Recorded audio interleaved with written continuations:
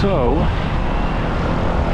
we are going to get some juice from my favorite juice place, which is all the way up this road. I wanted to catch the sunset, but ooh, let's not get run over today. Yeah, I wanted to catch the sunset. We don't have a lot of time. I'm always pressed for time. It's my favorite juice place, so I already called them in advance to check if I could come with the camera. They said yeah, so we'll see.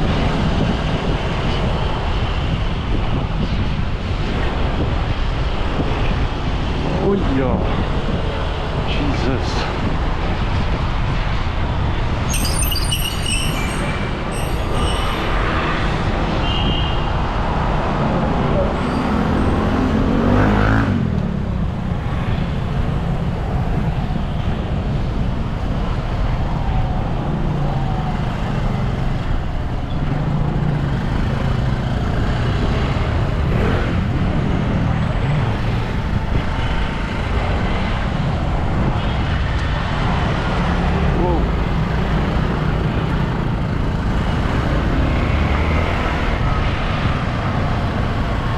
This is where they bombed one time, pretty heavily actually, and ooh, somebody just had a little accident. And my favorite tea guy used to have a shop there, and I went to go get some tea, completely forgetting that obviously the place was bombed. And when I get there, I realized, and I was like, man, this is one of the only places where your favorite tea place, where your excuse for not getting tea is, yeah, sorry, the building is out of order because somebody bombed it. Anyways, I hope the guy's doing well. He's a really nice guy. He had a kid and stuff. He was always very kind, very helpful. You could obviously tell he had a passion for infusion. But yeah,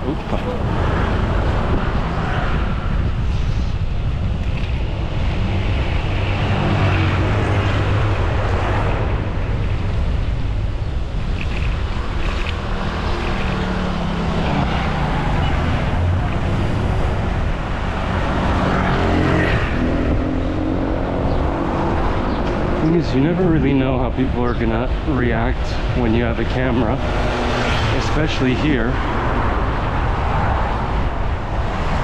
People get quite afraid and paranoid, amongst other things. Ooh, Jesus, off one.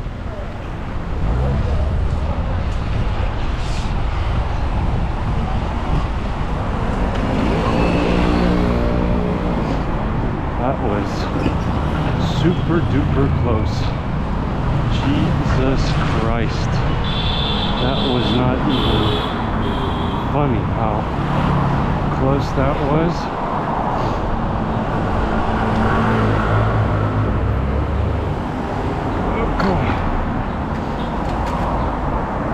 هاي مرحبا. هاي حكيتنا على التليفون. حكيت حاجة على التليفون يا كاظم؟ ايه مع الافوكادو جوس. مشان اللي حكيت. ما حدا حكيت. انا عيران حكي، فرجينا عيران. ايه رمضان جوس. فرجينا تليفون. واحدة عصير افوكادو ميديوم بليز. ايه؟ افوكادو بس ميديوم مع قشطة. شكرا. منيح كويس؟ ها؟ ايه منيح. شكرا. انا بحكيهم انا بحكيهم انا هنا. اوكي عفوا. افوكادو كبيره 5 ريال. انا هيك رمان صغيره. 3 4 5. Lovely. تفضل يا غالي. شكرا كثير. اديني كيس نحط من الكيس. تفضل يا كويس. نعيما يا حياك. تفضل يا اخي زعفر. خلاص يا غالي.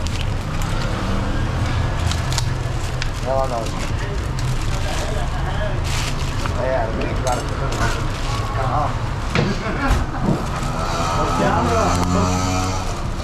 Thank you.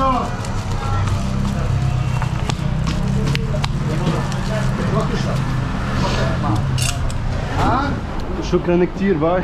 الله معك كويس. شكرا. Man, I love the way they profess their care. It's always kind of astounding because when you live in some other places, people are nice, you know, they're cool, but they never really just make you feel like $1,000,000 like they do here. Like here they really, you know, emphasize on making you feel like, wow, you're really, like you mean a lot to them, even if you don't, you know. Even when they insult you, they say my love, which I find is quite funny. Anyways, so there was a little bit of a miscommunication because I thought that I was calling them, but in fact I was calling the other branch next to the airport, which is fine, you know, things happen.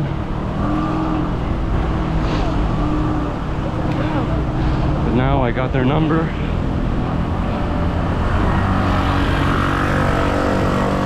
And I'm just gonna pray to not almost crash again. Man, I think that was the closest I've come to crashing on a bike here. And here, obviously, I've had my trepidations with cars, but damn, I don't know who's at fault actually, technically, like legally speaking, because I know I was in the wrong, so I wasn't supposed to go down that road, but you know, it's Lebanon. Anyways, now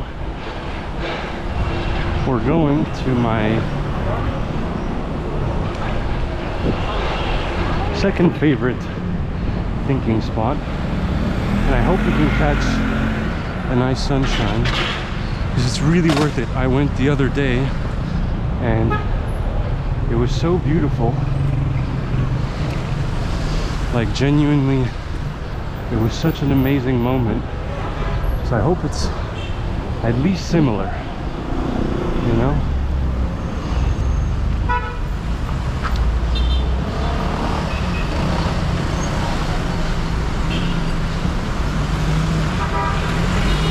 So, I don't know if you can see there's a police officer who's obviously doing his job really well. Just really making sure traffic flows as it's supposed to.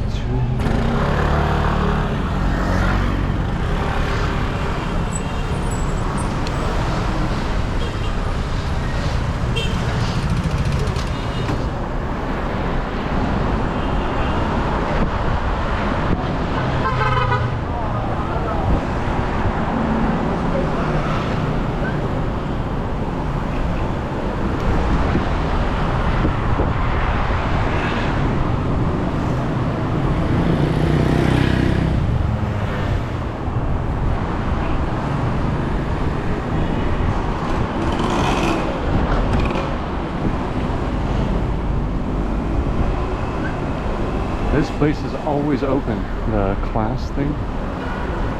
And I think this is where I don't like going to it because the lights weird me out. You know, it's like those weird fake lights.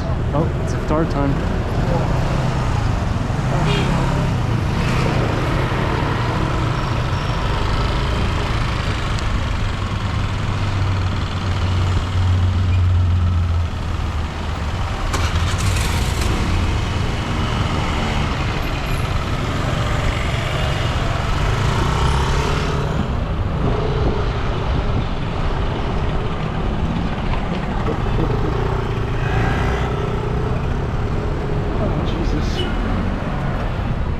Go.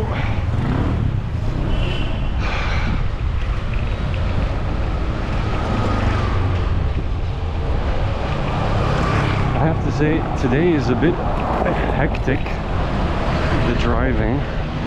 It's not as bad as it can be, which kind of gives you, like, this is pretty tame for this hour. But sometimes, I swear to God, I feel bad for people who have cars. And I'm working on an article called Beirut is a biking city with a car culture, because it's true. It's not a big city. Everything is virtually, let's say, approximately 4 kilometers away in all ways. If you're staying in Beirut, obviously if you're going outside it's a bit different, but everything is virtually 4 kilometers away. And so it really makes no sense to have a car. You know, it's a real waste of money. And a waste of space, and it pollutes a lot. I wish you could feel like the aftertaste of petrol in my mouth every time I bike home from work. But it's really just a waste of space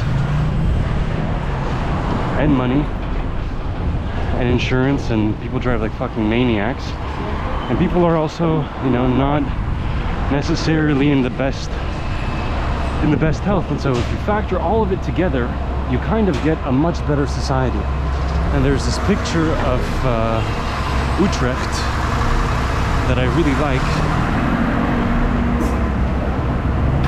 where they show Utrecht before they decided to shift to bicycles versus after. And it's quite, I mean, it's quite similar to here. It looks kind of similar to here, also because the country really hasn't evolved that much. I mean, we're pretty much stuck in medieval times for a lot of this stuff. Am I gonna? Yeah, I'm good. But if you think about it, you could really significantly improve people's lives just by removing cars. Now, it sounds like a big ask, but if you took care of public transport, I don't know, I'm just rambling about some far utopia that is actually not so much a utopia. It's very much a possibility, but I think it's going to require a little bit of time. So yeah, anyways, off to the rocks we go, and I hope I don't lose my way.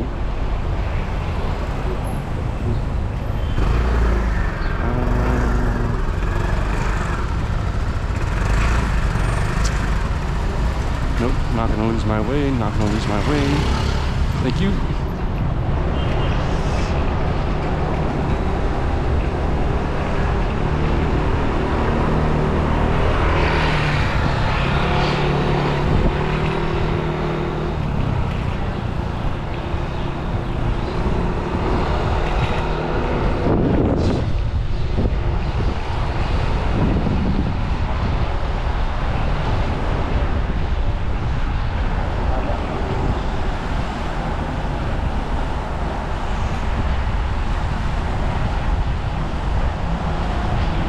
This is gonna be an absolute pain to get back up tonight. Thanks. That's okay.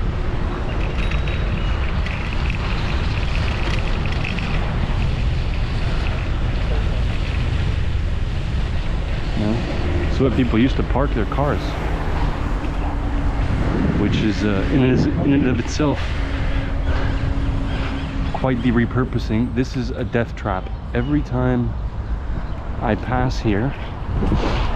Sometimes you don't hear the cars coming. I actually saw the first Cybertruck here in Lebanon, and I was thinking, man, if that thing goes top speed down here, I wouldn't hear it and I would die, like super fast, die, like get cataclysmically imploded. Anyways, this is one of the nicer neighborhoods, as you can see. Much less crowd, much less noise. And just to our right, we're going to be coming up on the most absolute horrible thing to go up on. Biking down is fun. Biking up fucking sucks. Look at this.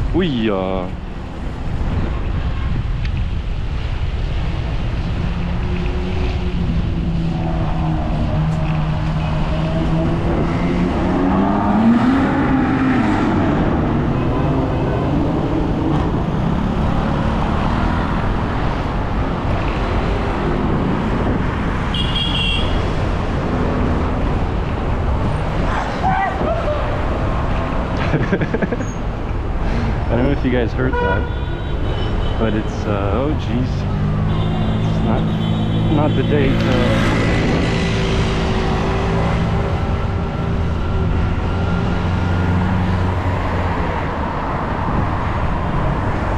I don't know if I've ever seen anybody get a ticket here, to be honest. Oh, it's still there.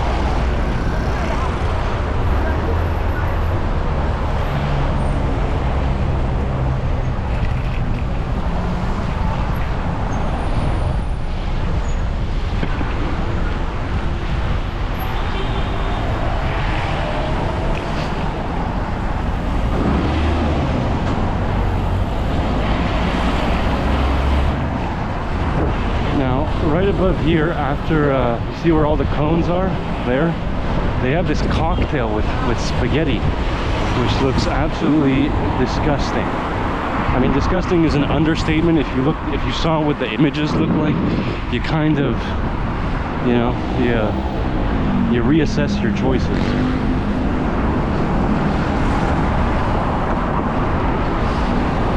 And that's the thing, I always wonder, you know, like some of these places look like ass, and a lot of the places that look like ass taste the best. Now, I cannot remember. I think I'm gonna have to go. See, when people park like this, it's a death trap. Anyways, I always get confused as to where I should park. But we're here.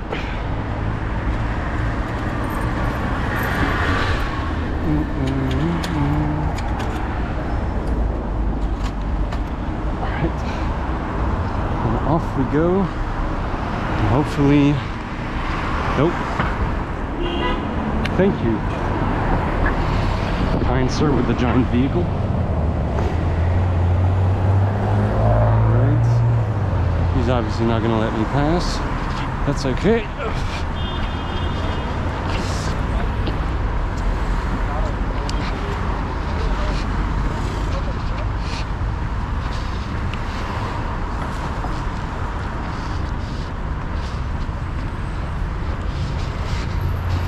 So people typically like to come here on the weekends with their families or after work, like to walk up and down this thing.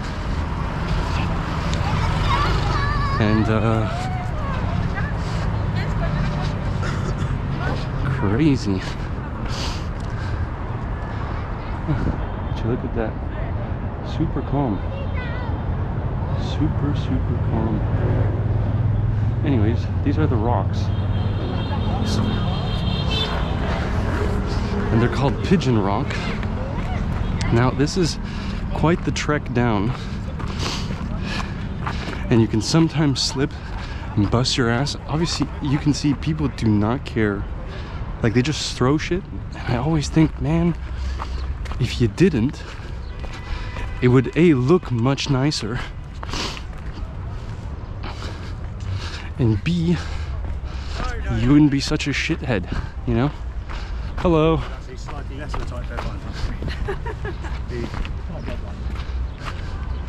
See, I would not want to fall down there. This is what it looks like. It's pretty cool. So, if I remember correctly,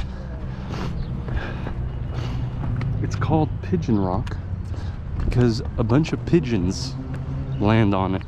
I tried to do some research, figure out why people called it Pigeon Rock, because it doesn't look like a pigeon, you know? It just looks like a big rock or one of those profiteroles that's molded a little bit.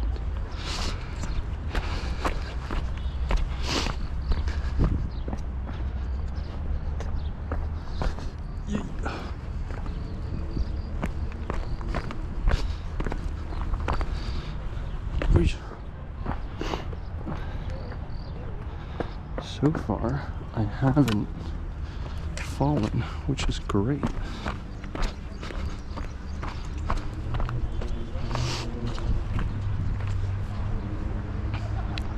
Pretty cool. I think people also like to do marriage pictures here, if I'm not mistaken.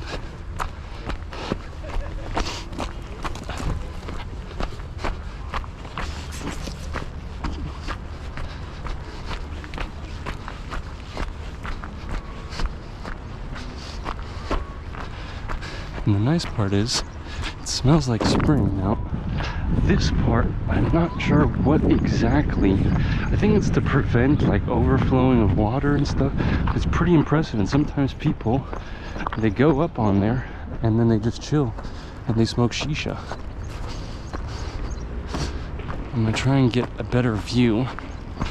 Now, sometimes I sit up here on that big rock there, which is smaller than the bigger rock, but still substantial amount of rock.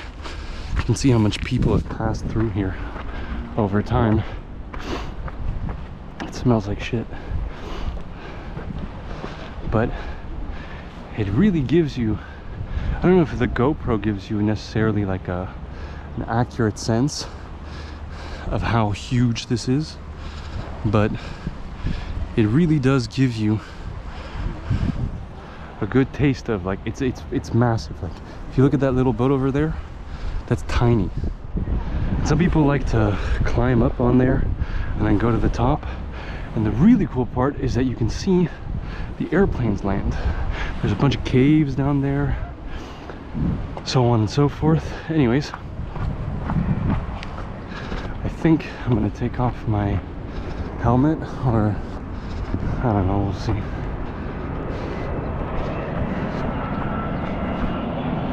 Yeah, it's pretty. Oh.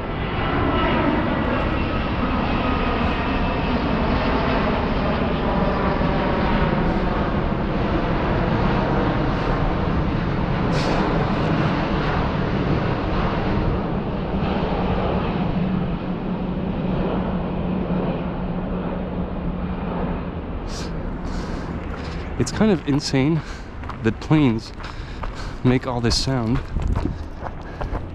When you're inside the plane, you don't realize. And if you go on flight radar, you see like all these planes around you. And I wonder if the frequencies of those planes, when they're really high up in the sky, they must interfere with us to a certain degree, you know? We must develop some sensibility to them. Or not, you know, we might also just not do that.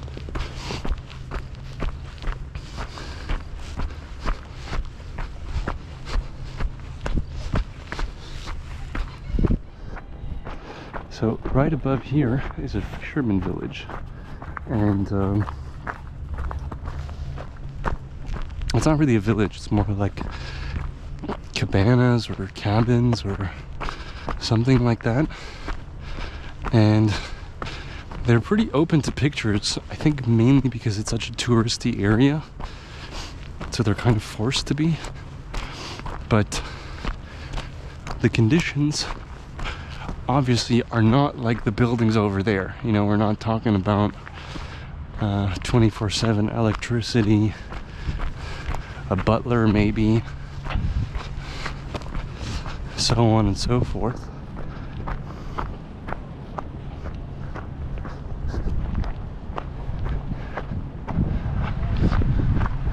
Oh, look, a nationalistic cat. Well, so, sort of.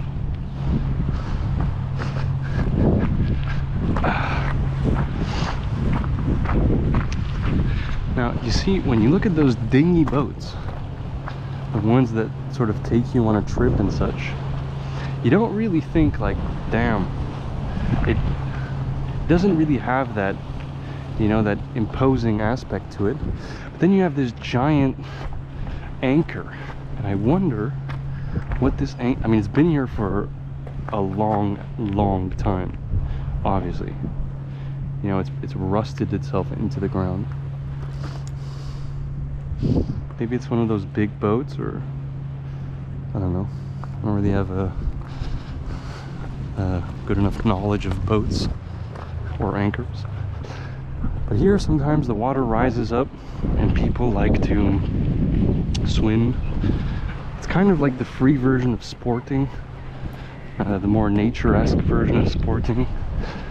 Pretty much the same level of pollution and garbage, except you don't have to pay $80 to get in, which is, you know, tip-top.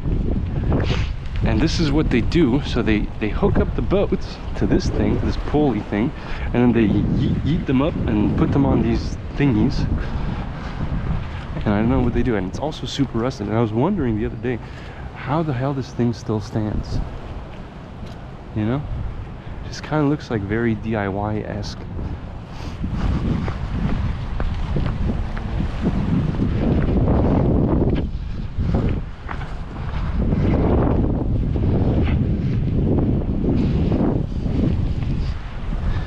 Now,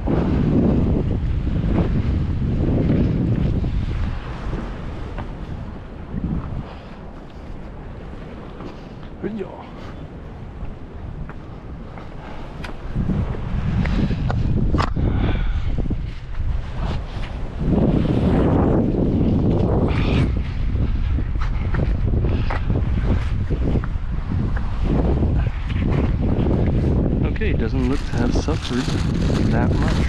It's good news for me. So this is avocado juice. And what avocado juice is, I mean, I'm pretty sure you can, it's just avocado, and I think they put maybe some milk in there, but basically this is like kind of dried out milk, if I'm not mistaken, or cheese, and some of those things, and they put honey, and it's really good.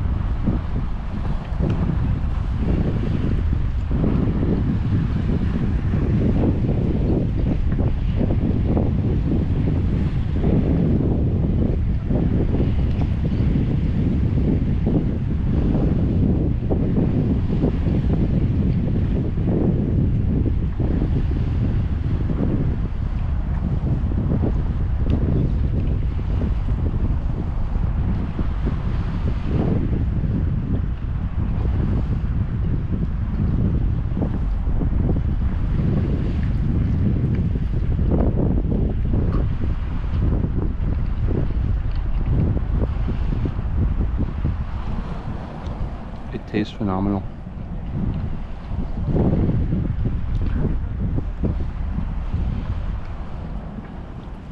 was actually thinking about something the other day.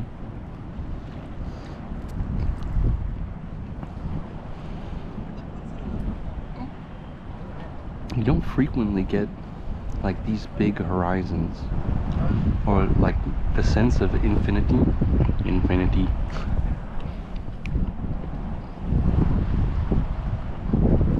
But when I came here last, my head felt much freer, much wider, as opposed to always feeling claustrophobic, or claustrophobic's not the word, but you know, like boxed in. The city's architecture has a tendency to do that. You never really see the sun, or I mean, you never really see the sky. Everything feels closed in.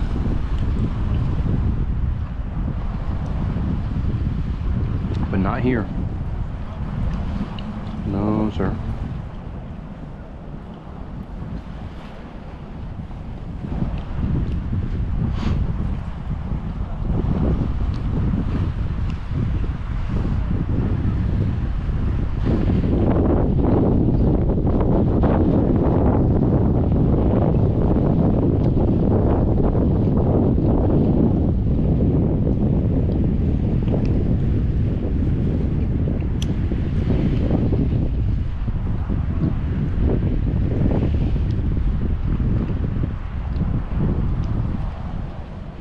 I gotta give it to this juice place.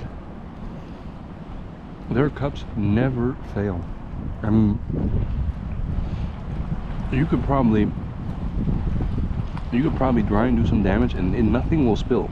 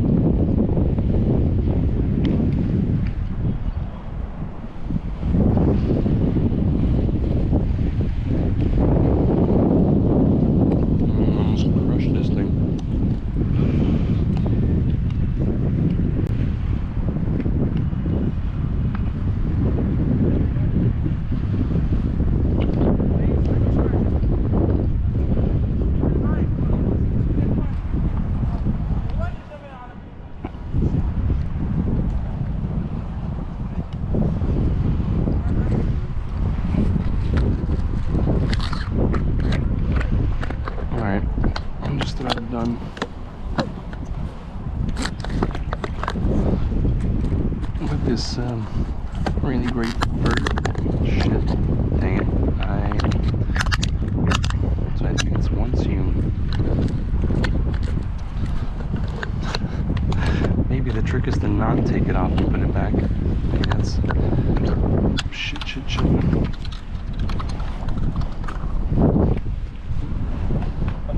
Hey, please. شكرا.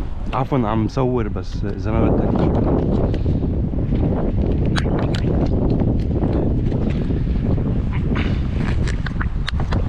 Okay, let's try this again.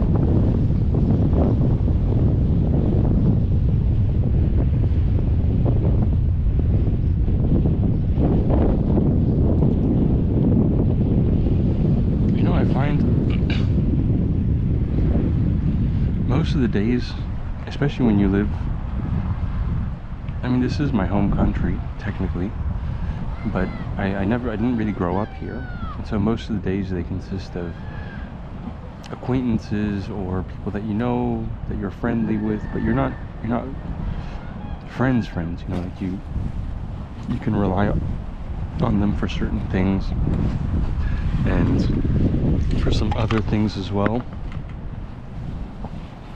but you're not friends, and sometimes it's nice to get away from from everything and everyone, and yeah, just enjoy your own company. For a little flock of birds.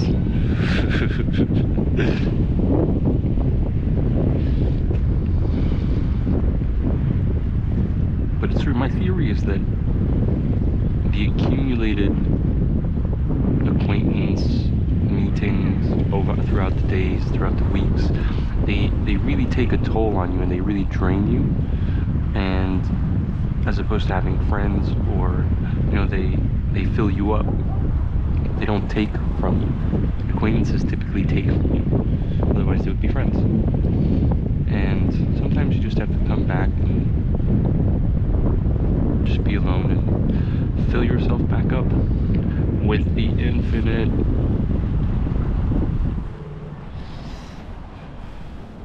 I hope he's not trying to dust some rocks off.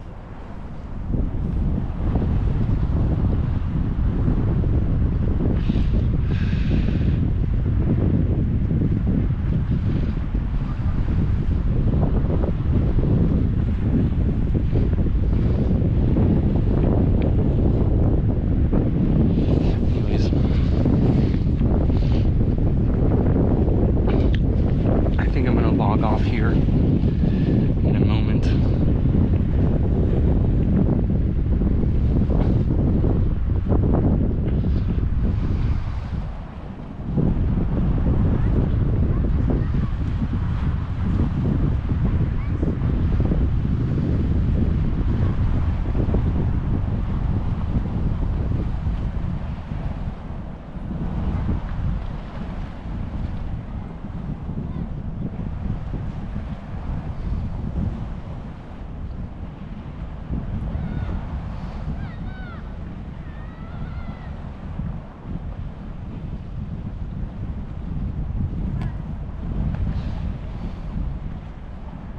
All right,